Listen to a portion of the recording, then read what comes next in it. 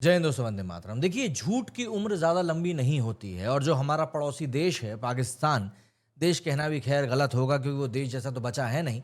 उसकी पोल तो ऐसा है कि वहीं के बैठे हुए जो लोग हैं वो खोलते रहते हैं। ऑपरेशन सिंदूर में इनकी डुई के ऊपर कितने जूते पड़े हैं ये बात पूरी दुनिया जानती है।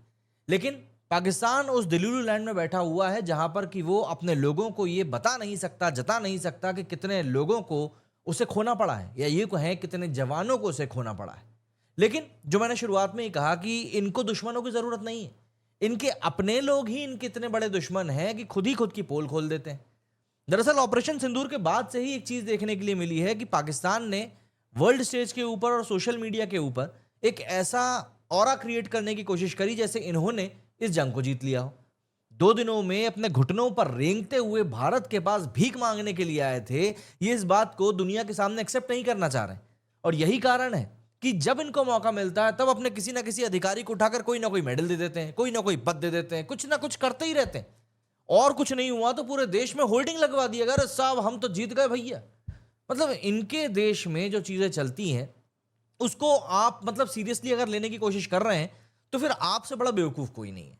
और हमारे देश में कई सारे लोग ऐसे बैठे हुए हैं कि हमारी आर्मी अगर कोई कदम उठाती है तो उसके ऊपर उंगली उठाते हैं कि ये लोग पीछे बिल्कुल हटते नहीं है, गुरेज नहीं करते। मतलब ऑपरेशन सिंदूर के भी सबूत ये लोग मांग लें अगर इनका बस चले तो। इससे पहले वाली जो स्ट्राइक हुई थी बालाकोट की, उसमें तो सबूत मांग ही लिए थे। लेकिन अब समा टीवी की एक छोटी सी गलती से जो पूरी चीजें निकलकर सामने आई हैं, उससे पाकिस्तान मुझे नहीं लगता अब कहीं पर मुंह दिखाने के काबिल रह जाएगा। और चीजें इतनी ज्यादा सीरियस लेवल पर निकलकर सामने आई कि पाकिस्तान को समा टीवी को प्रेशराइज करना पड़ा कि भाई साहब, वो जो आपने हमारी पोल का कत्ता छिट्टा उठाकर अपनी मीडिया हाउस पर डाल दिया है ना, वेबसाइट पे, उसको जरा हटा लो, क्योंकि क्या है ना, समस्या बढ़ती जा रही है। लेकिन क्या है कि पाकिस्तान अभी भी वही 1950s वाली सोच लेकर बैठा हुआ है कि अरे डिलीट करने से सब कुछ डिलीट हो जाता है। आर्काइव्स का जमाना है भैया, आजकल तो लोग खोज के पुरानी पुरानी चीजें निकालते हैं, और कुछ ऐसा ही हुआ है पाकिस्तान के साथ में। समा टीवी ने दरअसल एक आर्टिकल अपलोड किया कि भैया 14 अगस्त को हमारे देश में आज़ादी के दिन किसको कितने मेडल दिए गए, मतलब किन लोगों को मेडल दिए गए।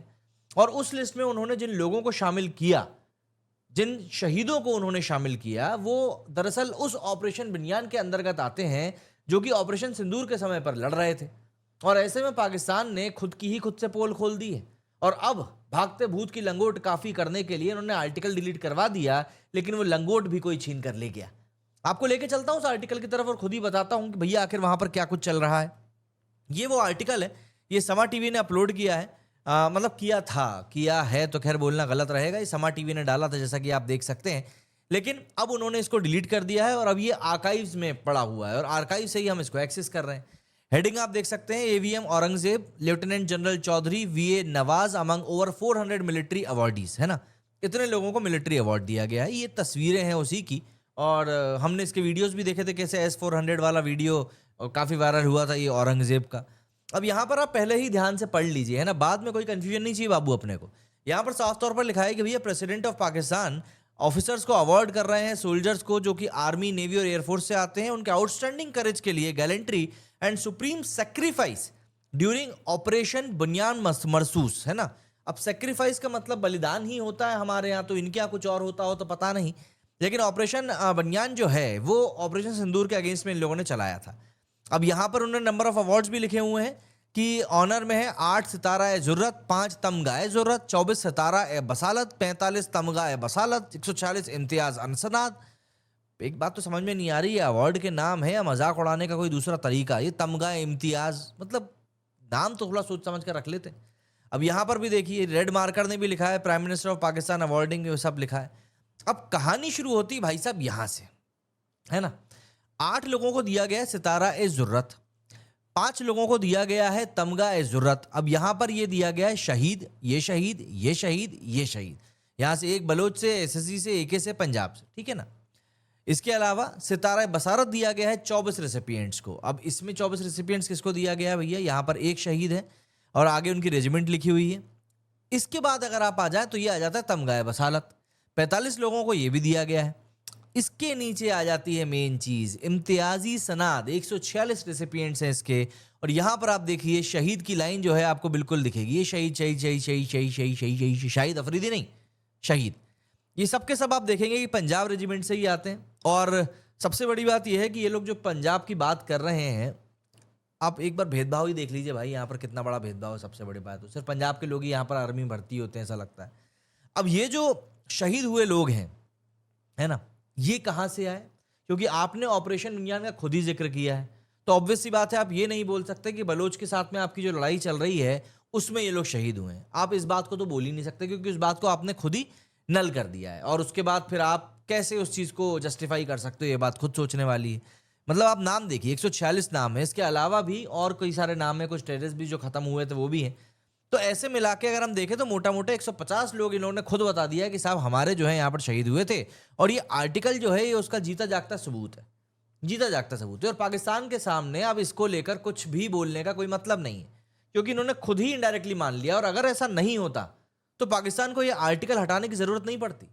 लेकिन बात वही आ जाती है ना कि इन लोगों को कोई बात अगर इतनी आसानी से समझ में आ गई होती, इतने ये समझदार होते, तो फिर बात ही क्या थी। ये लोग आज तक भारत को लेकर डंडे पीटते रहते हैं कि भारत हमसे आगे नहीं जाएगा, आगे नहीं जाएगा, और भारत कोसों आगे निकल चुका है। नरेंद्र मोदी जी ने जो बात कही थी कि पहलगाम के हमले के लोगों को मिट्टी में मिला दिया जाएगा, वो बात सही साबित हो रही है। और आप तो ये सोचो कि 150 लोग इन लोगों ने यहाँ पर डिक्लेयर किए, 150 लोग, ये तो वो हैं जो खत्म हो गए हैं। आप जरा ये सोचिए कि वो कितने लोग होंगे जो इंजर्ड हुए होंगे। भाई 150 एक खत्म होने वाला आंकड़ा है, तो कम से कम इससे तिगुने चौगुने लोग तो इंजर्ड हुए ही होंगे, मतलब 500-600 लोग। तो पाकिस्तानी आर्मी क्यों घुटने पे रेंगते हुए भारत के पास आई थी, ये इसका जीता जागता सबूत है। लेकिन क्या इसको देखने के बाद में भारत का अपोजिशन बोलेगा कि नहीं, भारत ने ऑपरेशन सिंदूर में बहुत कुछ हासिल किया है? मुझे नहीं लगता कि ऐसा करेगा, क्योंकि उनमें इतना करेज नहीं है कि वो मौजूदा सरकार को लेकर कुछ बोल सकें। और रही बात उन लोगों की जो सबूत की बात करते हैं कि भाई आखिर हमने क्या कहा था, कि मतलब आपने कहां से सबूत हमको दे दिए, आप तो कुछ बता ही नहीं पा रहे। मतलब हमारे देश के जो आर्मी चीफ हैं वो दुखी हैं इस बात को बताकर कि हम कन्विंस नहीं कर पा रहे हैं अपने लोगों को कि हमने क्या किया है। तो मुझे लगता है कि पाकिस्तान को बुरा लगा ये सुनकर, और पाकिस्तान ने खुद ही लिस्ट बाहर निकाल दी, लीजिए जी हम बताते हैं कितने गए हैं हमारे। और देखो, पाकिस्तान की आदत तो वैसे भी बहुत पुरानी है। पाकिस्तान ने कारगिल के समय पर भी कुछ ऐसा ही किया था, सिर्फ ये माना था कि हमारे 450 जवान ही शहीद हुए, जबकि कितनी ही डेड बॉडीज थी जो कि वो क्लेम करने भी नहीं आए थे। तो ऐसा ही आप यहां पर भी मान लीजिए, वैसे तो ये क्लेम ही नहीं कर रहे थे और ये गलती से एक लिस्ट निकल कर सामने आ गई है। लेकिन अब लिस्ट सामने आ गई थी तो भैया आ जान देते, उसको डिलीट करवाने की क्या जरूरत थी। लेकिन फिर बात वही आ जाती है ना कि फिर पाकिस्तान पाकिस्तान कैसे रह जाएगा अगर वो इस तरह की बेवकूफ़ी भरी हरकत ना करे तो। अब देखिए, पाकिस्तान वाले अगर ये चीज़ बोलते हैं कि भैया ये तो बलोच के साथ जो हमारी जंग चल रही है उसमें खत्म हुए लोग हैं, तो मैं आपको एक बात बता दूं कि बलोच में जो चीज़ चलती है ना, वहाँ पर फ्रंटियर कॉप्स जो हैं इनके, वो अधिकतर जंग लड़ते हैं, ना कि पाकिस्तानी आर्मी के। तो ये बात तो वहीं पर डिबंक हो जाती है कि बलोच मतलब बीएलए वाला फंडा तो यहाँ पर बिल्कुल लागू ही नहीं हो रहा है। इसके अलावा ये जो फैटेलिटीज़ है, ये उरी सेक्टर और पूंछ सेक्टर के आसपास की हैं, जो कि लाइन ऑफ कंट्रोल के उस तरफ का है, जो कि शेलिंग और ड्रोन स्ट्राइक्स के समय पर हुआ था, क्योंकि भारत ने बहुत खतरनाक तरीके से इनको जवाब दिया था। एंड जाहिर सी बात है पाकिस्तान के पास उसका कोई व्यापक जवाब था नहीं। और मैंने बताया ही ना आपको कि बलोच वाला एंगल ये लोग बार बार उठाएंगे, लेकिन वो वहाँ पर पूरी तरीके से नलीफाई हो रहा है।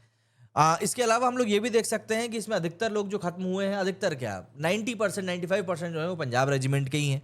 ऑल्सो ये बात भी समझने वाली है कि ये अवार्ड जो है इन्होंने खुद ही बताया है कि हमने ऑपरेशन बनियान के अंतर्गत दिया है। तो यहाँ पर ये लोग ये भी नहीं बोल सकते कि भैया ये तो कोई दूसरे उसका अवार्ड था, ये हमने यहाँ पर दे दिया। आप क्योंकि खुद ही मेंशन कर रहे हो उसमें। इसके अलावा आपको इस बात को भी समझना पड़ेगा कि ये एक बहुत छोटा नंबर है।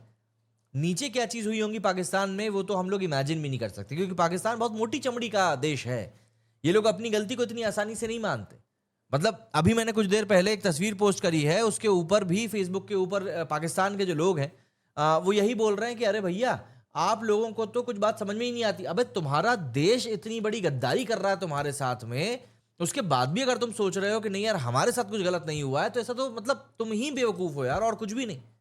क्या बोले, पूरा आर्टिकल सामने पड़ा हुआ है, लोगों के नाम निकल कर सामने आ गए हैं। अब इसमें क्या कहने सुनने को रह गया है? कमेंट करके बताइएगा आप लोग कि आपका इस बारे में क्या कुछ कहना है। मेरे इस वीडियो में फिलहाल इतना ही। जय हिंद, जय भारत।